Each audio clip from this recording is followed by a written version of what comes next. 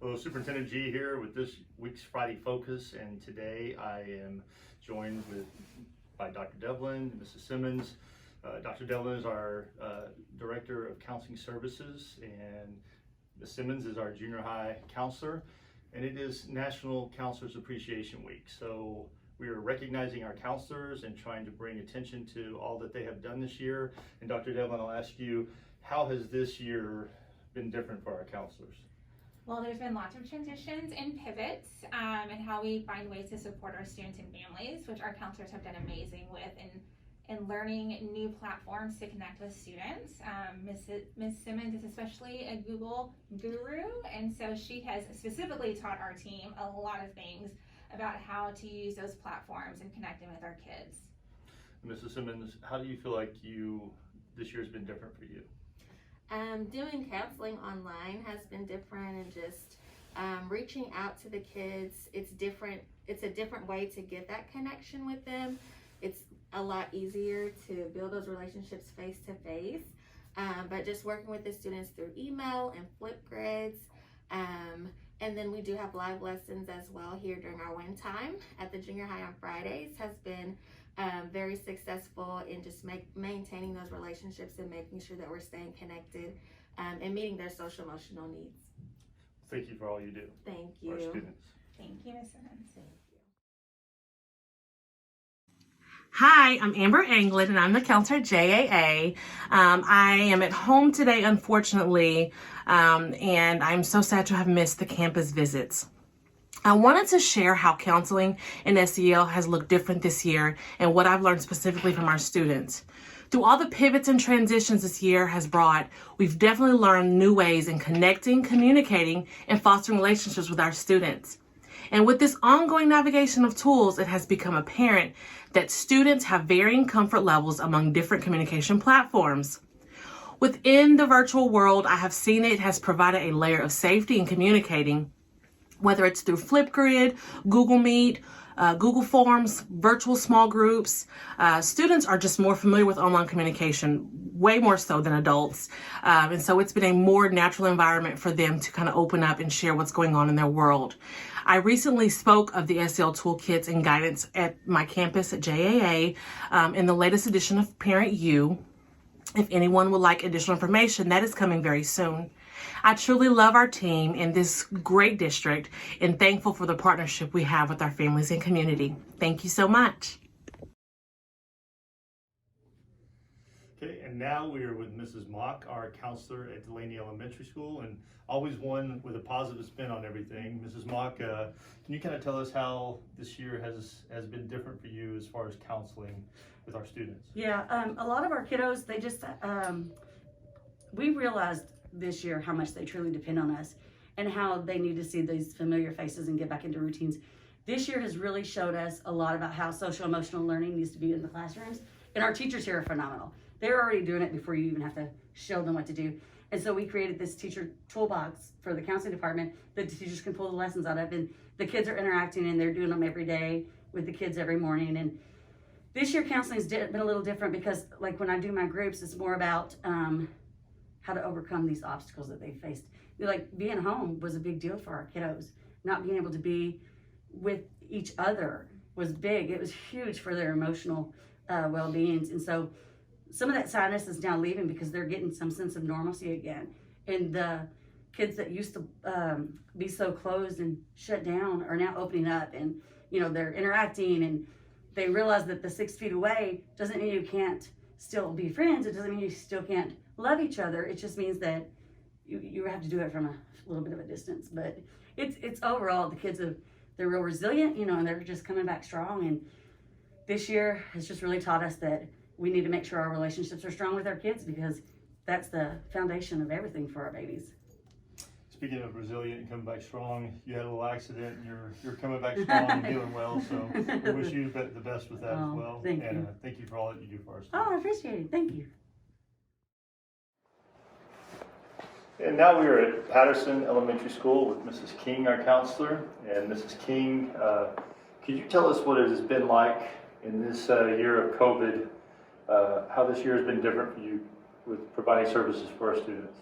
I would say that this year has been extremely different just because in the elementary, we're big on relationship building, and our kids like to touch and feel, and so not being able to do those things, and then there are students not being able to be so hands-on with kids, and then even with our virtual kids, there are kids who are at home who I saw on a regular basis, almost a daily basis, and now I'm still able to communicate with them, but it's by Google Meet, and it's just different. I mean, they're home, they're not on campus, so it kind of makes that relationship building piece a little bit more difficult.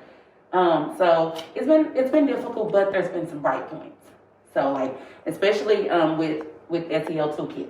Like, so for us, with teachers having, with them being given other tools, then they're able to do SEL in the classroom. We're able to make it a campus-wide thing other than just something that I did.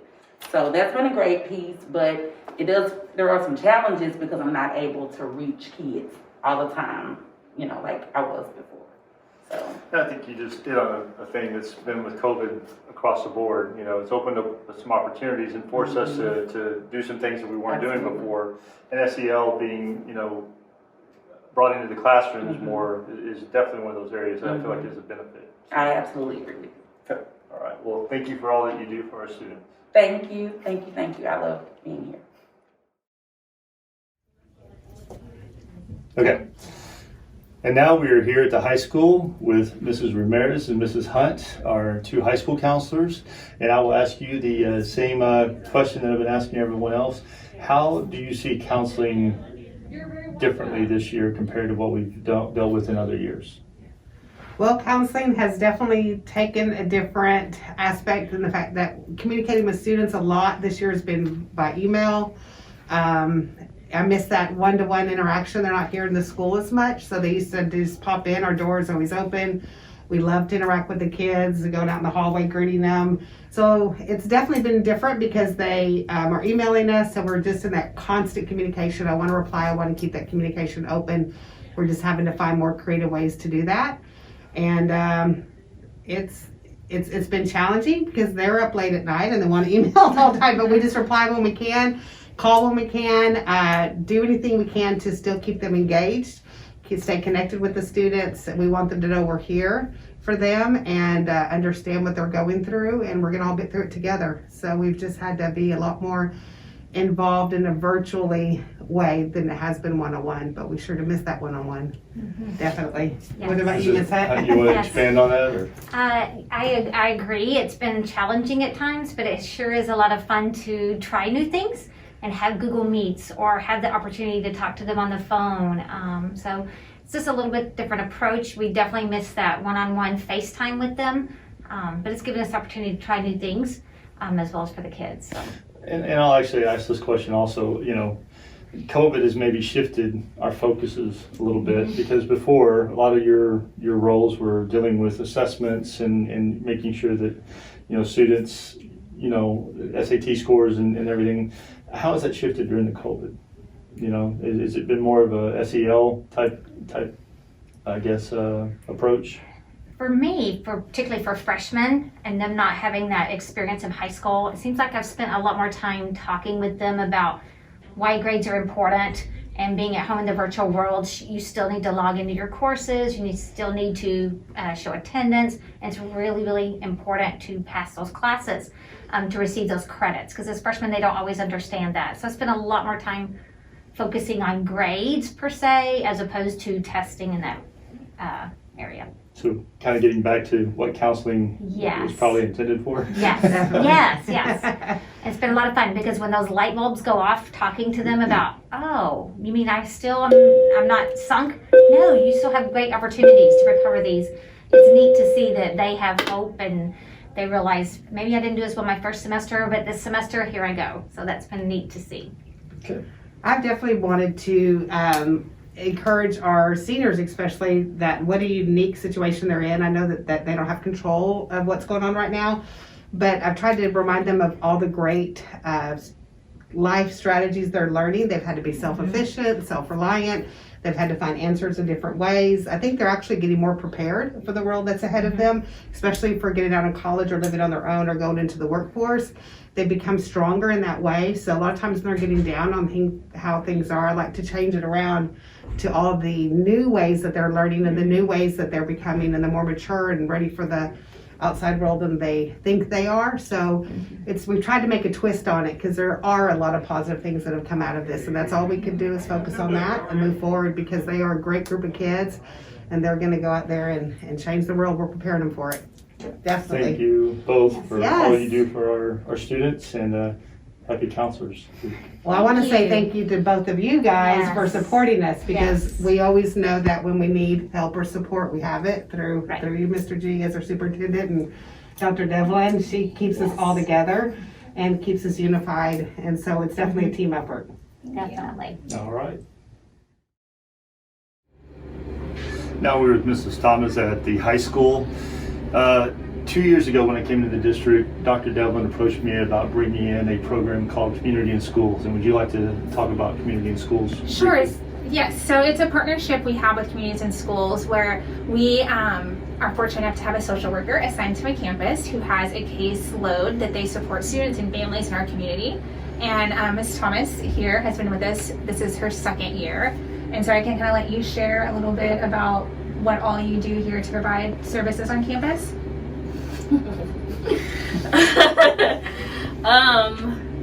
So much. So for me, I do have a caseload. I serve 10% of the student population, so anywhere from 88 to roughly 100 students on campus. And in doing so, I work with them with academics, behavior, or attendance. It just depends on the need, as well as any social services need for the students as well. Outside of that, I've taken students to doctor's appointments if they didn't have anyone to go to doctor's appointments. I've given students rides home if they didn't have a ride home. So it's really just filling in whatever gap that they have. Sometimes even for like the big breaks like Christmas, spring break, the summer, we'll do food bags, which is what's here on the floor, just to make sure that they have food over the break, providing clothes, buying coats. I even was able to get a student an old refurbished laptop, a student that had graduated from the Wildcat Success Center and didn't have a laptop when he left high school, so now he has one. So it's kind of just as needed, whatever they need, filling in that gap and getting them whatever service they need that I can. And yeah. I think a lot of people think that high school students are more self-sufficient than our younger students, but the reality is they still have a lot of needs that go unchecked, and you provide a opportunity to service that, and we thank you for that. And now I'm with Dr. Devlin, and I would really like to highlight her leadership, and the ladies that we have been speaking with all fall under your purview of scope, I guess, and you've done a fantastic job of leading them, and they do a fantastic job in our district. What would you like to say about your ladies? Yeah, no, we have an amazing team. We work very closely together, and that has really been amplified in this past year, dealing with COVID and the pandemic. And we came together as a team, created our Counseling at Home site, which is still kind of our toolbox for parents, where they can still access resources. Even though now that we're back on campuses, that's still a resource that we update frequently with content and try to match it with guidance lessons as well. But we've also learned just new tools on how to reach students and build relationships with them. And I just want to commend our counselors for learning all of those new platforms. And we've really learned to meet students where they are in their communication, which really is on the phone and in the virtual world. And so it's allowed some students to feel more comfortable in receiving and seeking out counseling services, because it offers them that comfort level of the communication they're so familiar with. So we're learning new things, as we all are, and still trying to find ways to connect with kids and our parents and community. And we just thank all the campus counselors for all the work that they do, and your leadership, Mr. G, as well. And we thank you for all that you do. And how has this been different for you? It's been different.